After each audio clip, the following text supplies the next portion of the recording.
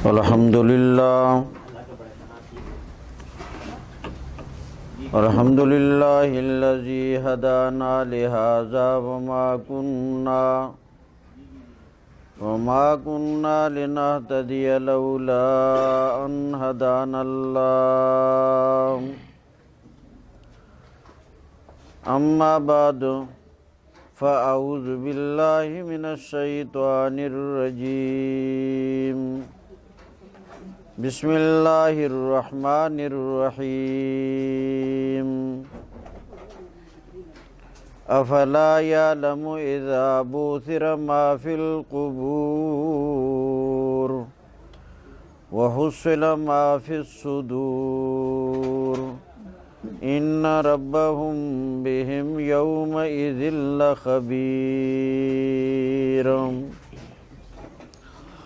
صدق اللہ العظیم.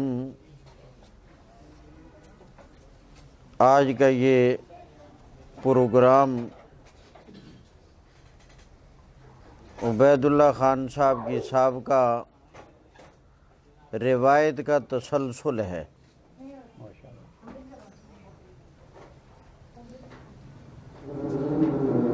انہوں نے اہتمام کیا کہ پہلے آج کی اس نشست میں کوئی دین کے بارے میں بات ہو جائے اور اس کے بعد جنت والا عمل ہو جائے، کیونکہ جنت میں کھانا پینا ہی ہوگا، تو جنت والے عمل سے پہلے دین کی بات ہو جائے اور آخر میں پھر جنت والا عمل ہوگا.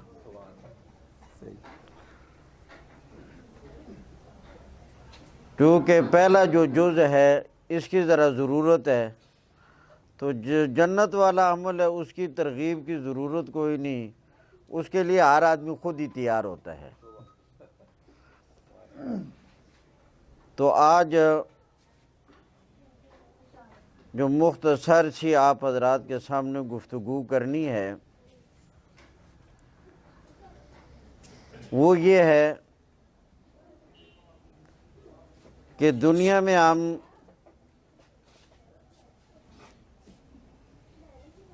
عبادات کرتے ہیں، اللہ تعالیٰ کے حکموں کو بجا لانے کی کوشش اور محنت کرتے ہیں. آیا ہماری اس کوشش کا مقصد کیا ہے؟ ہماری اس کوشش اور محنت کا اور سوچ کا ہدف کیا ہے؟ اور وہ صرف اور صرف یہ ہے کہ مرنے کے بعد کی ہماری زندگی آسان ہو جائے اور ہماری وہ زندگی اچھی ہو جائے، دنیا سے جانے کے بعد کی ہماری منازل اور ہماری گھڑیاں درست ہو جائیں. لوگ حج کے لیے جاتے ہیں، حج جیسا عام فریضہ ادا کرنے کا مقصد بھی یہی ہوتا ہے کہ رب راضی ہو جائے اور دنیا سے جانے کے بعد ہماری زندگی، ہماری قبر کی منزلیں اور ہماری آخرت کی منزلیں یہ آسان سے آسان اور اچھی سے اچھی ہو جائیں. تو فکر آخرت اور یہ موت کی تیاری ہے. جس طرح آدمی کسی اہم سفر میں جائے تو سفر پر روانگی سے پہلے تیاری کی جاتی ہے. آج کا سفر کیا جائے، آج کے سفر سے پہلے آج کے سفر کے لیے تیاری ہوتی ہے. ایسے ہی یہ بھی ہمارا ایک سفر ہے جس سفر کے لیے ہم رواں دواں ہیں، اور اس سفر کے لیے بھی زاد راہ کی ضرورت ہے. اور وہ زاد راہ ہمارا اس دنیا میں اللہ اور اللہ کے رسول کے حکموں کو ماننا، تاکہ ہماری اس دنیا سے جانے کے بعد کی منازل وہ رب آسان کر دے۔ رسول کریم صلی اللہ علیہ وسلم نے فرمایا موت تمہارا بہترین واعظ ہے، تمہیں واعظ سنانے والا ہے، تمہیں واعظ کرنے والا ہے۔ نبی کریم علیہ السلام نے فرمایا اکثروا ذکر حازم اللذات، اے لوگو جو تمہاری لذتوں کو، جو تمہاری ذائقوں کو پھیکا کر دینے والی شے ہے اسے بہت زیادہ یاد رکھا کرو۔ اکثروا ذکر حازم اللذات، لذتوں کو پھیکا کرنے والی شے اسے بہت زیادہ یاد رکھا کرو۔ صحابہ کرام نے پوچھا اے اللہ کے رسول ما حازم اللذات، لذتوں کو پھیکا کرنے والی شے کیا ہے؟ اے اللہ کے نبی وہ کون سی چیز ہے لذتوں کو پھیکا کرنے والی؟ اللہ کے پاک پیغمبر نے فرمایا الموت، وہ موت ہے جو لذتوں کو پھیکا کر دینے والی ہے۔ ایک بادشاہ کا ایک چھوٹی سی کتاب ہے عربی کی، مفید الطالبین اس کا نام ہے، اس میں ایک واقعہ لکھا ہے۔ ایک بادشاہ تھا، اس کا جسم بڑا بھاری ہو گیا اور اس نے حکیموں کو، ڈاکٹروں کو بلایا، بھئی میرا علاج کرو، جسم بڑا بھاری ہو گیا ہے تاکہ ذرا میرا جسم ہلکا ہو جائے۔ جس طرح آج بھی کئی لوگ جب جسم اپنا بھاری محسوس کرتے ہیں تو پھر اس کا علاج کرواتے ہیں، ڈاکٹر سے مشورہ کرتے ہیں، دوائی کھاتے ہیں، علاج کرواتے ہیں تاکہ ہمارا جسم ذرا ہلکا ہو جائے۔ وہ بادشاہ بھی زیادہ بھاری ہو گیا اور علاج کے لیے حکیموں کو بلایا۔ اللہ کا امر، جو حکیم علاج کرتا مرض اور بڑھ جاتا، بالکل برعکس، جسم بجائے ہلکا ہونے کے اور زیادہ بڑھ جاتا۔ خیر مایوسی کی کیفیت ہوگی، بھئی جسم کم نہیں ہو رہا، وہ روز بروز بڑھتا جا رہا ہے، علاج کا کوئی خاطر خواہ فائدہ ہو نہیں رہا۔ کوئی آپ جیسا صاحب عقل، صاحب ہوش، صاحب فراست، اس کے ذہن میں بھی ایک علاج آ گیا اور وہ بھی آ گیا۔ بادشاہ کو ملا، کہا بادشاہ سلامت، میں آپ کا علاج کرنے آیا ہوں۔ اس نے کہا یار بڑے حکیم آئے، بڑے ڈاکٹر آئے، کسی کی دوائی نے اثر نہیں کیا، تو کیا کرے گا؟ اس نے کہا جی آپ مجھے اجازت دے دیں، اگر فائدہ ہو گیا تو بڑی اچھی بات، نہ ہوا تو کم از کم نقصان تو نہیں ہوگا، مگر مجھے امید ہے کہ اللہ فائدہ دے گا۔ بادشاہ نے کہا اچھا ٹھیک ہے، آپ ہی علاج کر لیں، آپ ہی زور آزمائی کر لیں۔ اس نے پھر کہا کہ بادشاہ سلامت مجھے ذرا اجازت دے دیجئے، میں پہلے ذرا آپ کی قسمت کا ستارہ دیکھ لوں،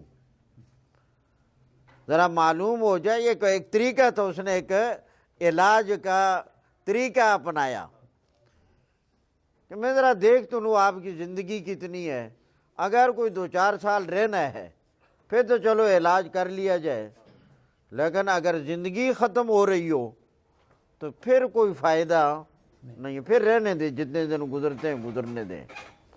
اس نے کہا ٹھیک ہے۔ اس نے جو اپنی حکمت عملی سوچی ہوئی تھی بادشاہ کو بلا کر کہا بادشاہ سلامت، آپ کے علاج کا فائدہ کوئی نہیں، کیونکہ آپ کی زندگی کے صرف 40 دن باقی رہ گئے ہیں۔ اب اتنے ہی دن تو آپ نے دوائی کھانی تھی تاکہ آپ کا جسم ہلکا ہو جاتا، تو وہ تو کام ہو گیا ختم۔ میرے خیال میں آپ کو دوائی کھانے کی کوئی ضرورت تو نہیں، بس یہ 40 دن پورے کر لیں۔ بادشاہ تو کانپ گیا، بھئی یہ کیا کہہ رہے ہو؟ کہا جی بس بات تو یہی ہے۔ اب غیب کا علم اللہ کے سوا کسی کو نہیں، اور پھر موت بھی ان چیزوں میں سے ہے کہ میرے اللہ نے اس کا علم کسی کو دیا نہیں، مگر اس نے ایک طریقہ علاج اپنے خیال کے مطابق اختیار کیا۔ تو کہا بادشاہ سلامت، بس 40 دن ہیں، عیش کر لیں، گزار لیں، پھر سلسلہ ختم ہے آگے۔ بادشاہ آگے سے حیرانگی ظاہر کرنے لگا۔ اس نے کہا آپ مجھے اپنے پاس 40 دن رکھ لیں، مجھے روٹی دے دیا کریں، اگر 40 دن کے بعد آپ دنیا سے چلے گئے تو ان کو وصیت کر جانا مجھے آزاد کر دیں، میں چلا جاؤں اپنے گھر، اور اگر آپ نہ مرے تو آپ موجود ہی ہوں گے تو پھر آپ میرے بارے میں جو سزا تجویز کریں مجھے منظور ہے، میں یہاں ہی ہوں۔ بادشاہ کے دل میں بات آ گئی، او خو میں تو گیا۔ اب بادشاہ سلامت، دسترخوان سجایا جا رہا ہے، کھانے لگائے جا رہے ہیں، شاہی کھانے۔ بادشاہ سوچنے لگا کیا فائدہ، میری 40 دن کی زندگی رہ گئی۔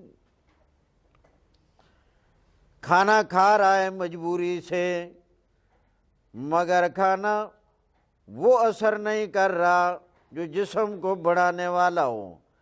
دن بدن، لمحہ بلمحہ، تنہائیوں میں، خلوتوں میں، جلوتوں میں بادشاہ کو خیال ہو رہا ہے آئے میں مر گیا، ایک دن گزر گیا، 39 دن رہ گئے، آئے 38 دن باقی رہ گئے، 37 دن باقی رہ گئے۔ لمحہ بلمحہ غم بڑھتا گیا، فکر بڑھتی گئی، چیزوں کی لذتیں ختم ہوتی گئیں، ذائقے پھیکے ہوتے گئے۔ اللہ کے پاک پیغمبر نے فرمایا اکثرو ذکر حازم اللذات، لذتوں کو پھیکا کرنے والی چیز اسے بہت یاد رکھا کرو، یہ تمہارے لیے بہترین واعظ ہے، یہ تمہیں واعظ کرنے والی چیز ہے۔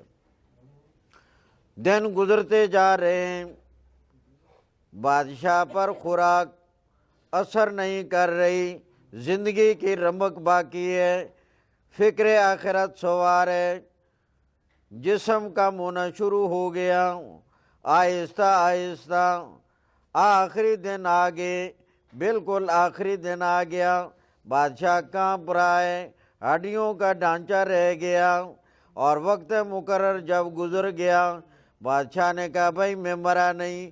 کہا بادشاہ سلام، ذرا شیشے کے سامنے کھڑے ہوں، اپنے آپ کو ذرا دیکھیں، بیچارہ ہڈیوں کا ڈھانچہ بن گیا۔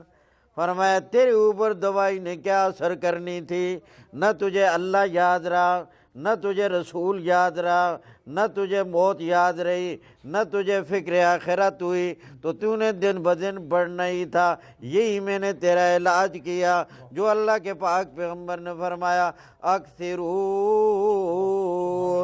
ذکر حازم اللذات، لذتوں کو پھیکا کرنے والی چیز اسے یاد رکھو تاکہ تمہارے اندر اعتدال رہے، اللہ یاد رہے، اللہ کے پاک پیغمبر کا طرز حیات یاد رہے، اللہ کا قرآن یاد رہے، اور تمہیں اپنی موت یاد رہے، اپنی قبر یاد رہے، حشر یاد رہے، آخرت یاد رہے، تاکہ تم اپنے سفر کے لیے زاد راہ کا انتظام کر سکو۔ اللہ، نبی کریم علیہ السلام کا ایک بڑا قیمتی ارشاد ہے، بڑی توجہ کی درخواست ہے، بڑا غور کرنا ہے اس پر۔ اللہ کے پاک پیغمبر نے فرمایا من احب لقاء اللہ جو آدمی اللہ سے ملاقات کو پسند کرے، من احب لقاء اللہ، جو آدمی اللہ سے مل جانے کو، اللہ کے پاس جانے کو پسند کرے۔ جب موت کی فکر ہوگی پھر انسان کو کبھی اس جان کا بھی خیال آئے گا۔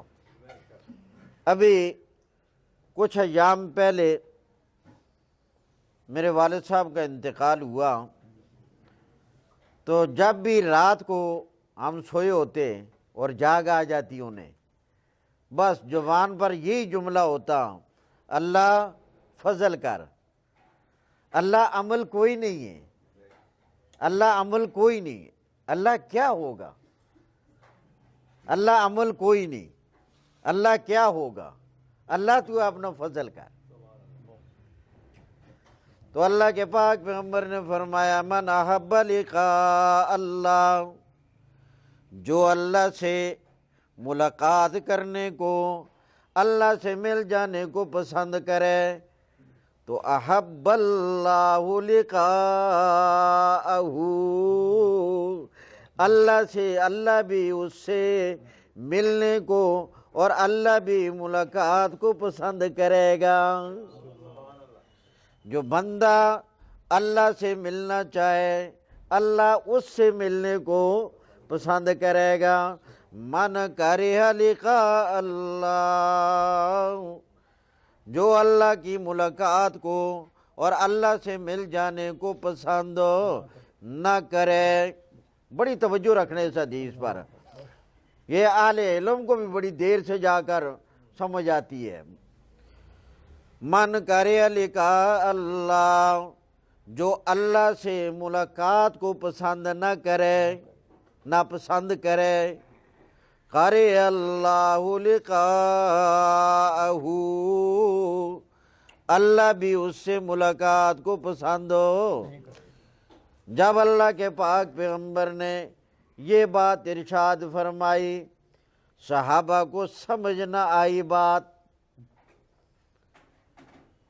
فرمایا اللہ کے پاک پیغمبر، عجیب بات آپ نے ارشاد فرمائی، ہماری سمجھ نہیں آئی کہ من احب لقاء اللہ، جو اللہ سے ملنے کو پسند کرے، احب اللہ لقاءہ، اللہ کریم اس سے ملنے کو پسند کرے گا۔ من کرہ لقاء اللہ، جو اللہ سے ملنے کو پسند نہ کرے، کرہ اللہ لقاءہ، اللہ اس سے ملنے کو پسند نہیں کرے گا۔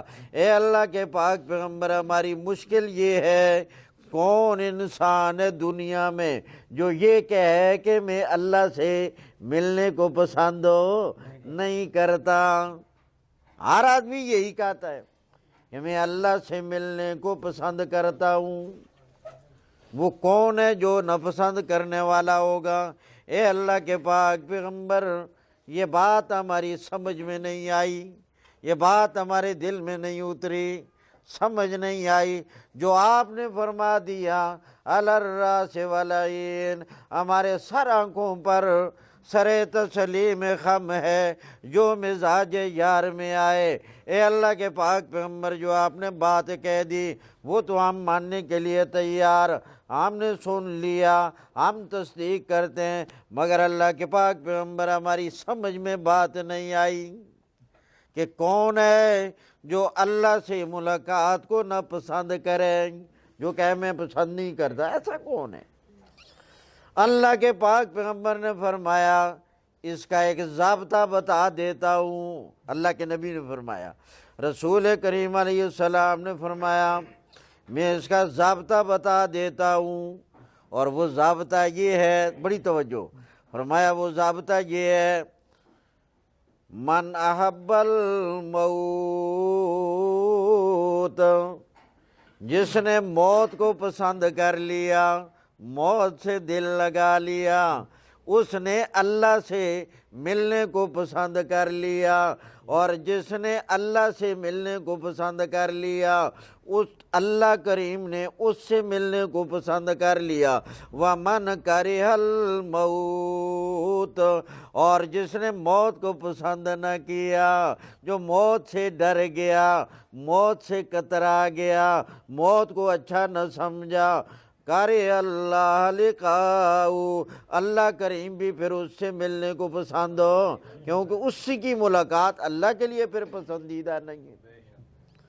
تو اللہ کے پاک پیغمبر نے فرمایا جس کو موت پسند اس کو اللہ سے ملاقات پسند، جس کو موت نہ پسند اس کو اللہ سے ملاقات نہ پسند۔ صحابہ کرام یہ بات سننے کے بعد پریشان حال ہو گئے۔ پہلے اگر دو چار پریشان تھے، بات سمجھ نہیں آئی تھی، اب سمجھ تو آ گئی، مگر ہر ایک پریشان۔ اے اللہ کے پاک پیغمبر، بات تو خطرناک بن گئی۔ فرمایا کیا ہوا؟ اے اللہ کے نبی، ہم میں سے کون ہے جو موت کو پسند کریں؟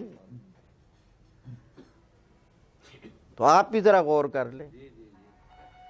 فرمایا موت سے تو ڈر لگتا ہے، اگر انسان بوڑھا ہو جائے، کمر ٹیڑھی ہو جائے، چلنے کے قابل نہیں رہا، کھانے کے قابل نہیں رہا، قوتیں جواب دے گئیں، کان جواب دے گئے، آنکھیں جواب دے گئیں، ہاتھ جواب دے گئے، اعضاء جواب دے گئے، ادراک و شعور جواب دے رہا ہے، مگر پھر بھی کوشش ہوتی ہے مجھے اسپتال لے جایا جائے، مجھے دوائی دی جائے۔ فرمایا اللہ کے پاک پیغمبر، آپ نے کہا جس کو موت پسند ہے اس کو اللہ سے ملاقات پسند ہے۔ ہم نے جب اپنے دلوں میں غور کیا، ہم نے اپنے ضمیر کو پڑھا، تو ہم میں سے کسی کو موت پسند نہیں ہے۔ معاملہ تو بڑا خطرناک ہو گیا، ہم تو پھر ناکام ہو گئے۔ یہی بات ام المومنین حضرت عائشہ رضی اللہ تعالیٰ عنہ نے ارشاد فرمائی، اے اللہ کے پاک پیغمبر، مجھے لوگوں کا تو علم نہیں، مگر مجھے موت سے ڈر لگتا ہے، مجھے موت اچھی نہیں لگتی، میں موت سے بڑی کتراتی ہوں۔ تو پھر مسئلہ تو خطرناک ہو گیا۔ صحابہ بھی پریشان حال ہیں۔ اللہ کے پاک پیغمبر نے فرمایا نہیں، تم بات کو ابھی مکمل نہیں سمجھے۔ اللہ کے نبی نے فرمایا اب میں سمجھاتا ہوں، ذرا غور کرنا۔ اللہ کے پاک پیغمبر نے فرمایا موت کو پسند کرنا یا نہ پسند کرنا یہ ابھی کی بات نہیں۔ فرمایا انسان اس دنیا میں آیا ہے جانے کے لیے، یہاں رہنے کے لیے کوئی نہیں آیا۔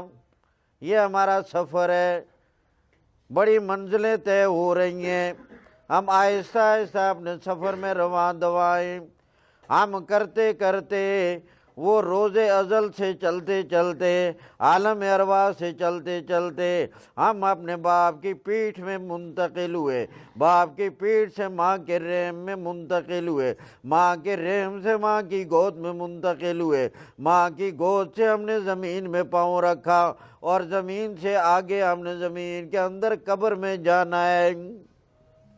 ہمارا یہ سفر رواں دواں ہے۔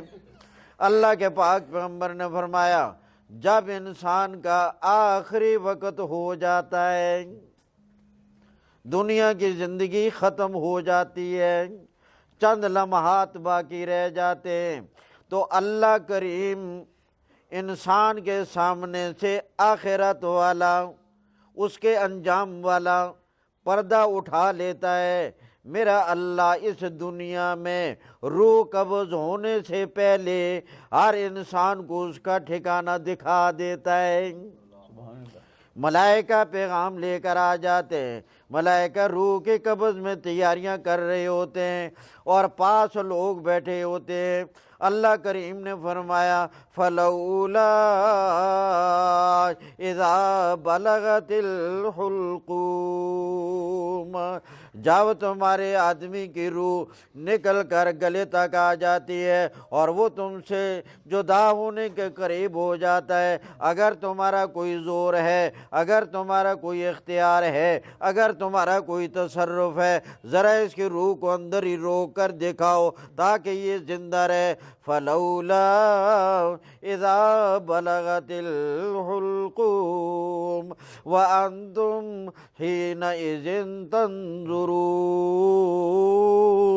تم دیکھ رہے ہوتے ہو اپنی آنکھوں سے وہ نظارہ کہ اس پر موت کی اور سکرات کی کیفیت طاری ہو جاتی ہے۔ اللہ کریم فرماتے ہیں وَنَحْنُ أَقْرَبُ إِلَيْهِ مِنْكُمْ وَلَكِنْ لَا تُبْصِرُونَ،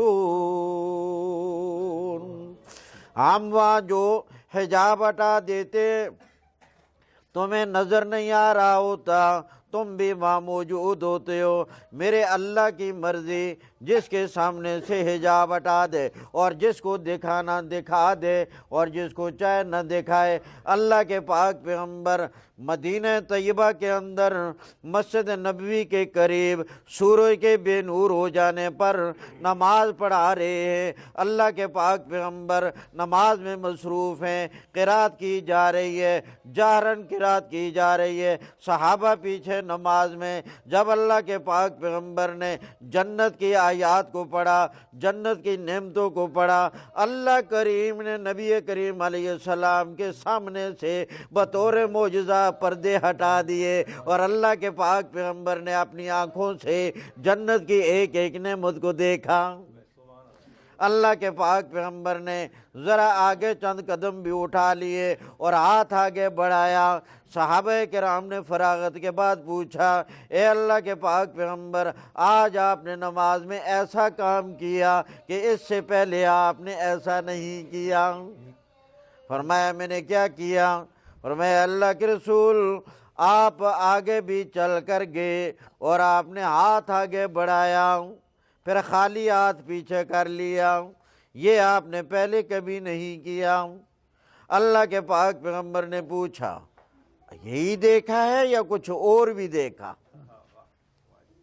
فرمایا اللہ کے پیغمبر ہم نے یہی دیکھا ہے، ہم نے اور کچھ نہیں دیکھا۔ اللہ کے پاک پیغمبر نے فرمایا میرے صحابیوں، جب میں جنت کی آیات پڑھ رہا تھا، جب میں نے جنت کی نہروں کا تذکرہ پڑھا، جب میں نے جنت کے پھلوں کا تذکرہ پڑھا، ایک ایک نعمت کا تذکرہ پڑھا، میرے رب نے میرے سامنے سے حجاب ہٹا دیے اور ساری جنت میرے سامنے تھی اور میں اپنی آنکھوں سے دیکھ رہا تھا۔ اور وہ جو میں آگے بڑھا، فرمایا ایک انگور کا گچھا لٹک کر بالکل میرے قریب آ گیا، میں اتنا قریب آ گیا شاید کہ یہ توڑنے کے قابل ہے۔ میں آگے بڑھا، ہاتھ آگے کیا اس کو توڑنے کے لیے، مگر اللہ کریم نے اوپر کر لیا، ابھی توڑنے کا وقت نہیں آیا۔ اللہ کے پاک پیغمبر مدینہ میں ہیں، اللہ نے جنت کے نظارے بیداری کی حالت میں دکھا دیا بطور معجزہ۔ اسی طرح اللہ کریم جب موت کا وقت قریب آئے گا، اسی دنیا کی زندگی میں بالکل آخری لمحات میں اللہ کریم ہم میں سے ہر آدمی کو ہمارا آخرت والا ٹھکانہ دکھائے گا، ہمارا وہ اگلا مقام وہ اللہ دکھائے گا۔ اور اس وقت اگر اللہ کو راضی کر کے گیا، جنت کی نعمتیں، جنت کے محلات اور پھل، طرح طرح کی نعمتیں اللہ کریم اس انداز سے دکھائے گا کہ انسان دنیا سے غافل ہو جائے گا۔ وہ کہے گا یہ نعمتیں، یہ نعمتیں۔ پھر اسی وقت آن واحد کے اندر فوراً رغبت پیدا ہوگی کہ میرے اللہ اب یہ نعمتیں مجھے مل جائیں۔ تو فرشتہ کان میں کہے گا اگر یہ نعمتیں لینی ہیں تو موت کے بغیر نہیں حاصل ہو سکتی۔ بندہ کہے گا اللہ موت ہی آ جائے، من احب الموت، اس وقت جس کو یہ حالت مل گئی، یہ نصیب کیفیت مل گئی، یہ خوش نصیبی کا وقت مل گیا کہ اس وقت اس نے کہہ دیا کہ ان کو حاصل کرنے کے لیے اگر موت آتی ہے تو موت آ جائے۔ من احب الموت، اس نے موت کو پسند کر لیا، اس نے اللہ سے ملنے کو پسند کر لیا، اور جس نے اس وقت اللہ سے ملنے کو پسند کر لیا، اللہ اپنے بندے کو ملنے کا پسند، اور وہ اللہ بھی چاہتا ہے میرا بندہ اب مجھ سے یہاں ملے۔ اور جس آدمی نے اچھا کام نہ کیا اور آخرت والی ناکامی والی منزلیں جو اس کے ساتھ ہونے والا ہے، حجاب ہٹا دیا جائے گا، وہ اپنی آنکھوں سے اپنی ویرانی والے، اپنی تباہی و بربادی والے اور اپنے تکلیف والے مناظر کو دیکھ رہا ہوگا اور ڈر جائے گا، کہے گا میں یہاں نہ جاؤں۔ کان میں فرشتہ کہے گا اب موت آنے والی ہے، جو ہی تیری موت آئے گی تیرا یہی ٹھکانہ ہوگا۔ اس وقت بندہ کہے گا اے اللہ مجھے موت نہ آئے، موت کو ناپسند کیا، اس نے اللہ سے ملنے کو ناپسند کیا، اور جس نے اللہ سے ملاقات کو ناپسند کیا، اللہ کریم اس سے ملنے کو بھی پسند نہیں کرتا۔ صحابہ خوش ہو گئے، فرمایا مسئلہ حل ہو گیا، یہ آپ کی کوششیں، یہ آپ کی نمازیں، یہ آپ کے حج، یہ آپ کی عمرے، یہ آپ کے روزے، یہ آپ کے ذکر و اذکار، یہ آپ کی تلاوتیں، یہ سارے کے سارے اطاعت والے کام، اللہ کے رسول کی سنتوں والے کام، اللہ کے پاک پیغمبر کے اسوہ حسنہ کو اختیار کرنے والی ساری محنتیں یہ اسی لیے ہیں تاکہ اس وقت جب اللہ ہمیں اسی دنیا کی زندگی میں یہ دکھا دے گا، اس وقت ہماری چاہت ہو جائے کہ اللہ جلدی موت آ جائے اور یہاں پہنچوں۔ جس طرح کئی مرتبہ خواب بھی آ جائے آدمی کو، رات بڑے آرام میں ہو، بڑی نعمتوں میں ہو، تو صبح جب بیدار ہوئے کتنا دل خفا ہوتا ہے، اوہ بڑے اچھی رونق میں تھا، یہ کیا ہو گیا میرے لیے۔ تو اللہ کے پاک پیغمبر نے فرمایا لوگوں موت کو یاد رکھا کرو۔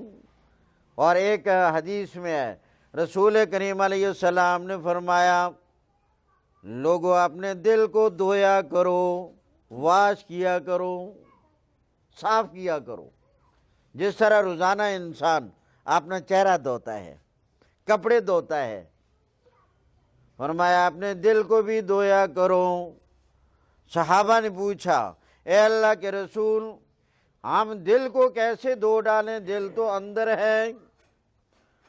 اللہ کے پاک پیغمبر نے فرمایا دل کو دھونے کا طریقہ یہ ہے کہ پہلے دل کا میل کچیل، وہ سستیوں والا گناہوں والا، پہلے دل کا میل کچیل کی جو تہ جم چکی ہے اسے ذرا نرم کرو کھروچ کر، جب وہ نرم ہو جائے اوپر سے تیز پانی بہا دو، بس دل صاف ہو گیا۔ فرمایا اللہ کے پاک پیغمبر ابھی بات حل نہیں ہوئی، دل تو اندر ہے، اس میل کچیل کو کھرچیں کیسے اور تیز پانی کیسے بہائیں؟ اللہ کے پاک پیغمبر نے فرمایا اکثرو ذکر حازم اللذات، لذتوں کو پھیکا کرنے والی شے موت کو یاد رکھا کرو، اس سے تمہارے دل کا میل کچیل نرم ہو جائے گا، کھرچا جائے گا۔ پھر اس کے بعد علیکم بتلاوت القرآن، قرآن کی تلاوت کو لازم پکڑ لو، اللہ کے قرآن کی تلاوت کرو، وہ تیز پانی کی طرح تمہارا دل واش ہو جائے گا۔ فرمایا روزانہ دل واش کیا کرو، اور جتنا دل صاف ہوتا ہے اتنا ہی انسان کا نیکیوں کی طرف اور نمازوں کی طرف، خیر کے کاموں کی طرف اور دین کی طرف انسان کی رغبت ہوتی ہے۔ تو یہ اللہ کے پاک پیغمبر نے فرمایا لوگوں یاد رکھا کرو۔ جیسے آیت جو میں نے آپ کے سامنے پڑھی افلا یعلم اذا بعثر ما فی القبور۔ یہ صورت، اس میں اللہ تعالیٰ نے کن 3 چیزیں بیان فرمائی ہیں۔ ایک بیماری ذکر کی، نمبر 2 سبب مرض، اس بیماری کا سبب بیان کیا۔ ہر بیماری کا کوئی نہ کوئی سبب ہوتا ہے۔ بھئی پیٹ میں درد ہو گیا، یہ خیر ہے، کیوں درد ہو گیا؟ یہ آج میں نے آلو گوبھی بھی کھا لیا اور اس کے بعد 1 پلیٹ دال ماش بھی کھا لی تو میرے پیٹ میں درد ہو گیا، تو ٹھیک ہے، گوبھی بھی کھائی، آلو بھی کھائے، دال ماش بھی کھائی، پھر اس کا نتیجہ یہی سبب یہ لگ گیا۔ ہر بیماری کا کوئی نہ کوئی سبب بھی ہوتا ہے، اور پھر اس کے بعد علاج مرض ہوتا ہے کہ اب اس بیماری کا علاج کیا جائے۔ تو اللہ کریم نے ایک بیماری کا ذکر کیا، ان الانسان لربہ لکنود، انسان اپنے رب کا ناشکرا بن بیٹھا، انسان یہ اپنے رب کی نافرمانی کرنے والا بن گیا۔ رب کی ناشکری اور رب کی نافرمانی یہ ہے بیماری، اور یہ بیماری پیدا کیوں ہوئی؟ وَإِنَّهُ لِحُبِّ الْخَيْرِ لَشَدِيدٌ، دنیا کی محبت بڑی آ گئی ہے اس کے دل میں۔ اب یہ دنیا کی محبت رہنی چاہیے تھی دل کے باہر باہر، اور یہ آ گئی دل کے اندر۔ مولانا روم رحمۃ اللہ علیہ فرماتے ہیں، دل یہ ایک بحری جہاز، کشتی کی طرح سمجھو، اور اس کے اندر قیمتی سوار وہ ہے ایمان۔ ایمان سوار ہے، دل تمہارا کشتی ہے، اور یہ دنیا کی ضروریات یہ ہے سمندر، یہ ہے پانی، یہ کشتی اس پر چلے گی، چلتے چلتے آگے اپنی منزل تک پہنچے گی۔ فرمایا جب تک یہ پانی کشتی کے نیچے رہے، دائیں بائیں آگے پیچھے رہے، یہ کشتی کی سلامتی ہے، اور اگر وہی پانی کشتی کے اندر سوار ہو جائے، اب کشتی کے لیے تباہی و بربادی ہے۔ یہ دنیا کی محبت اور دنیا کی ہرس، دنیا کی لالچ، یہ اگر اس پانی کی طرح ضرورت تو ہے، اسباب کی دنیا ہے، اس کے بغیر گزارا نہیں، مگر اس کو دل سے باہر رکھنا ہے۔ اب جو آدمی دنیا میں مزدوری کر رہا ہے، تجارت کر رہا ہے، صنعت کار ہے، کوئی بھی کام اپنی زندگی گزارنے کا ذریعہ تو لازماً اختیار کرنا پڑے گا، مگر اگر انسان ایک نشانی بتاتا ہوں، اگر اللہ اکبر اللہ اکبر یہ صدا پیاری گونجی، یہ پیارا اعلان ہوا، بندہ فوراً نماز کی طرف متوجہ ہو گیا، سمجھ لو ابھی دنیا دل سے باہر ہے۔ اور اگر یہ صدائیں بھی گونجی، یہ اعلان بھی ہوئے، وہ اپنی کرسی سے نہ اٹھا، وہ اپنے دفتر سے نہ ہلا، وہ اپنے گھر سے نہ نکلا، وہ اپنے کاروبار سے نہ ہٹا، اسی میں نماز گزر گئی، کوئی نماز نہیں، کوئی اللہ اکبر کے اعلان کی لاج نہیں، کوئی حی علی الفلاح کی طرف دھیان نہیں، کوئی حی علی الصلاح کی طرف توجہ نہیں، سمجھ لو اس آدمی کے دل میں دنیا کی محبت آ گئی ہے۔ اگر اس کے دل میں دنیا کی محبت آ گئی، پھر وہ نماز کے لیے کب آئے گا؟ یہ علامت ہے اور یہ نشانی ہے اس بات کی۔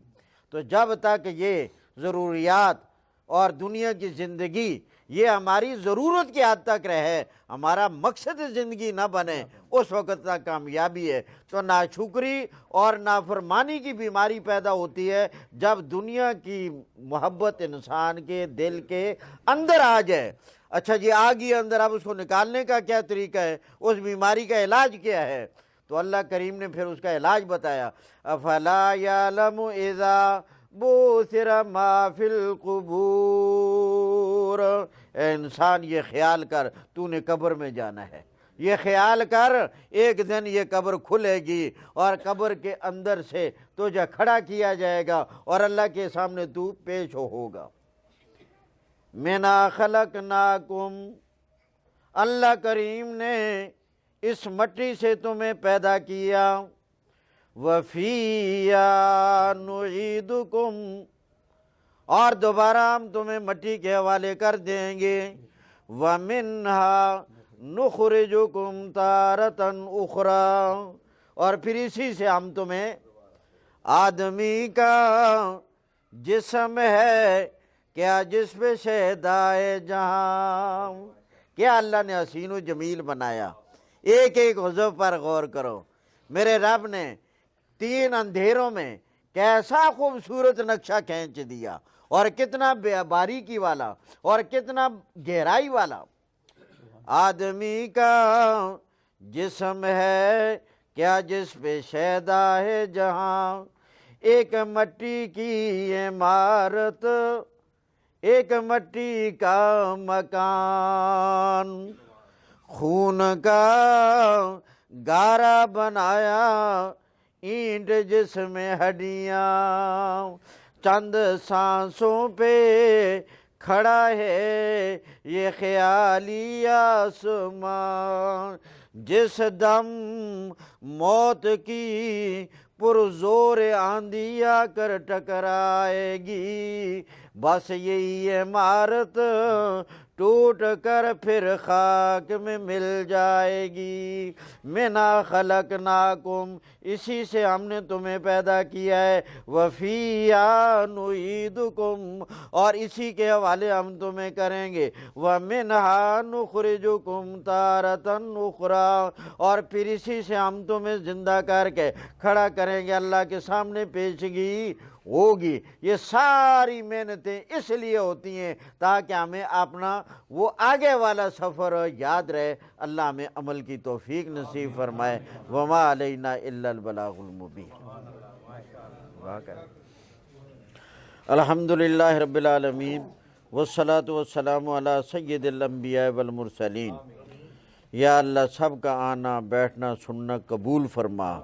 یا اللہ خان صاحب کے اس طرز عمل کو، اس نیکی کو جو اللہ کے قرآن، اللہ کے پاک پیغمبر کے ارشاد پر عمل ہے، یا اللہ ان کی اس محنت کو قبول فرما۔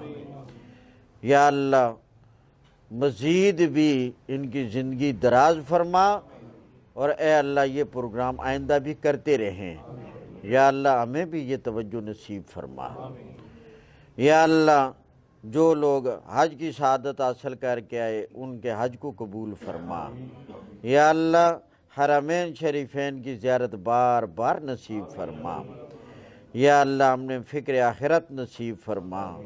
یا اللہ تو ہم سے راضی ہو جا۔ یا اللہ تو ہم سے راضی ہو جا۔ یا اللہ اپنا فضل نصیب فرما۔ یا اللہ اپنا کرم نصیب فرما۔ یا اللہ تمام حاضرین کے دلوں میں جو جائز حاجات، یا اللہ سب کی حاجتوں کو پورا فرما۔ یا اللہ سب کی تمناؤں کو پورا فرما۔ یا اللہ سب کی آرزوؤں کو پورا فرما۔ یا اللہ جو کسی پریشانی میں ہے میرے اللہ سب کی پریشانیاں دور فرما دیں۔ یا اللہ جو کسی مشکل میں ہے آسانی کے راستے پیدا فرما۔ اللہ کریم جو کسی مصیبت میں ہے نجات نصیب فرما۔ یا اللہ جو با اولاد ہیں ان کی اولاد کو نیک بنا، صالح بنا، دل کے سکون کا ذریعہ بنا، آنکھوں کی ٹھنڈک کا ذریعہ بنا۔ یا اللہ ان کو صدقہ جاریہ بنا۔ یا اللہ ان کو صدقہ جاریہ بنا۔ یا اللہ جو بے اولاد ہیں ان کو نیک صالح اولاد نصیب فرما۔ یا اللہ ہمارے حال پہ رحم فرما۔ یا اللہ رزق حلال کی کشادگی نصیب فرما۔ یا اللہ حرام سے بچنے کی توفیق نصیب فرما۔ اے اللہ اپنے ہی محتاج کر کسی کا محتاج نہ کر۔ یا اللہ ہمیں دنیا میں معذوری اور محتاجی والی زندگی سے بچا۔ یا اللہ ہمیں معذوری اور محتاجی والی زندگی سے بچا۔ میرے اللہ ہمیں کسی کا محتاج نہ کرنا۔ یا اللہ ہمارے وجود کو کسی کے لیے امتحان کا ذریعہ نہ بنانا۔ میرے اللہ عاجز ہیں، کمزور ہیں، وقت بڑا نازک ہے، حالات بڑے نازک ہیں۔ میرے اللہ بیماریاں طرح طرح کی ہیں، ہمیں کسی کا محتاج نہ کرنا۔ اللہ کریم ہمیں محتاج نہ کرنا۔ یا اللہ جب ہمارا وقت پورا ہو جائے جانا حق ہے، جانا حق ہے، جانا حق ہے۔ اللہ کریم ہمیں چلتے پھرتے ہی بلا لینا۔ یا اللہ ہمیں کسی کا محتاج نہ کرنا۔ یا اللہ ہمارے حال پہ رحم فرما۔ یا اللہ حادثاتی اور ناگانی موت سے بچا۔ یا اللہ حادثاتی ناگانی موت سے بچا۔ میرے اللہ زمینی آسمانی آفتوں سے بچا، بلاؤں سے بچا۔ یا اللہ اپنی آزمائشوں سے بچا۔ اللہ آزمائشوں کے قابل نہیں، گناہوں کے انبار ہیں۔ میرے مولا اپنا فضل فرما، میرے اللہ اپنا فضل فرما، میرے اللہ اپنی رحمت فرما۔ یا اللہ ہمارے حال پہ رحم فرما۔ یا اللہ ہمارے گھروں میں خیر و برکت نصیب فرما۔ یا اللہ ہمارے گھروں کو ہمارے لیے سکون کا ذریعہ بنا دیں۔ یا اللہ راحت کا ذریعہ بنا دیں۔ یا اللہ ہمارے گھروں کو شیطانی دخل سے محفوظ فرما۔ یا اللہ ہر طرح کے شر، حادثہ، فتنہ، فساد سے حفاظت نصیب فرما۔ یا اللہ ہمارے گھروں کو ہمارے لیے راحت، سکون اور آرام کا ذریعہ بنا، جس کا تو نے قرآن میں ذکر کیا کہ گھر میں کیوں دیتا ہوں۔ یا اللہ ہمارے گھروں کو امن کا گہوارہ بنا دے۔ یا اللہ ہر طرح کے فساد سے ہمیں بچا۔ یا اللہ شریروں کے شر سے بچا۔ یا اللہ شریروں کے شر سے بچا۔ یا اللہ حاسدین کے حسد سے بچا۔ یا اللہ حاسدین کے حسد سے بچا۔ یا اللہ نظر بد والوں کی نظر بد سے بچا۔ میرے اللہ ہمارے حال پہ رحم فرما۔ یا اللہ ہمیں قرآن کریم کے ساتھ جوڑے رکھ۔ میرے اللہ ہمیں قرآن سے محروم نہ فرمانا۔ میرے اللہ قرآنی علوم کو عام فرما۔ میرے اللہ ہمارے ان ساتھیوں کے دلوں میں قرآن کریم کے علوم کو جمع فرما۔ یا اللہ اے میرے اللہ، جو تو نے ذکر کیا، تیرے پیارے پیغمبر نے فرمایا کہ قرآن کی ایک حلاوت، ایک ذائقہ ہے، جب وہ مومن کو حاصل ہو جاتا ہے پھر مومن رہ نہیں سکتا۔ اللہ ہمیں وہ حلاوت نصیب فرما دے۔ اللہ ہمیں وہ ذائقہ نصیب فرما دے۔ جتنے لوگ ایمان کے ساتھ دنیا سے جا چکے، اللہ سب کی مغفرت فرما۔ ربنا تقبل منا انک انت السمیع العلیم وتب علینا انک انت التواب الرحیم برحمتک یا